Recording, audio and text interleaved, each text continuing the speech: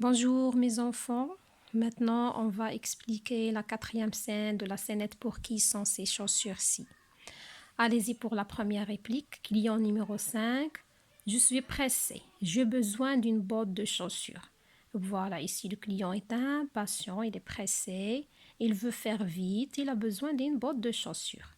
Ici, le mot botte signifie des chaussures qui montent haut, comme sur l'image ici. Il monte haut sur la jambe et que l'on met quand il pleut. Cette expression, les enfants, botte de chaussures, n'est pas correcte. Quand on parle de chaussures, on dit une paire de chaussures ou une paire de bottes. Mais rassembler les deux, bottes de chaussures, c'est pas correct.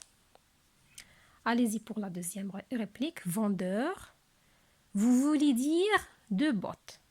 Donc, le vendeur ici n'a jamais entendu dire une botte de chaussures, donc il corrige à son client.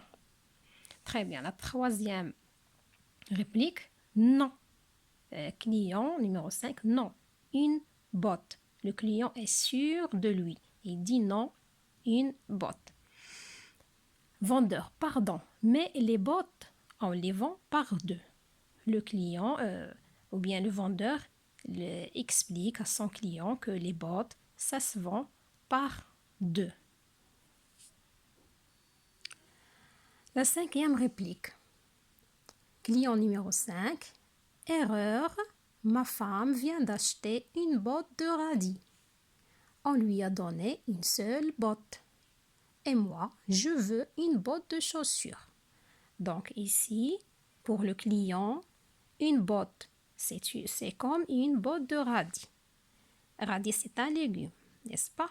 Et quand on parle de légumes, on peut dire une botte. Donc, on dit une botte de radis, une botte d'oignon, une botte de betterave, etc.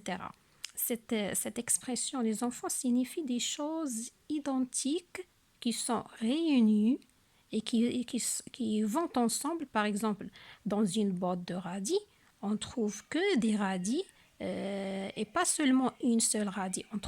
On trouve plusieurs radis attachés. Donc, pour le client, dans une botte de chaussures, on doit y avoir deux chaussures pareilles. Peut-être plus. Et ça, c'est pas vrai.